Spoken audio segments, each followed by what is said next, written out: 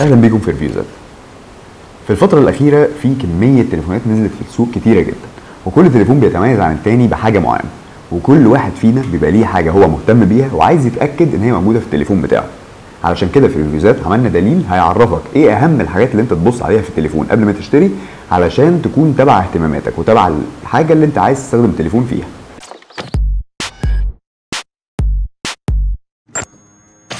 يعني مثلا لو انت جايب التليفون عشان انت مهتم بالتصوير واكتر حاجه هتستخدمها في التليفون هي التصوير، فالفيديو هيعرفك انت ايه اكتر حاجات تبص عليها عشان توصل للموضوع ده.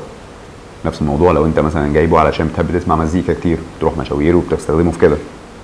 كمان لو هتستخدمه في شغلك وفي اعمالك وعايزه ينجز لك مهام معينه، لازم تبص على حاجات معينه تتاكد ان هي موجوده في التليفون. الالعاب دي حاجه مهمه جدا، ممكن تكون انت جايب التليفون علشان يكون وسيله ترفيه، فبرضه هيبقى في حاجات لازم تبص عليها عشان تعرفك. واخر حاجه هو الاتصال او الكونكتيفيتي.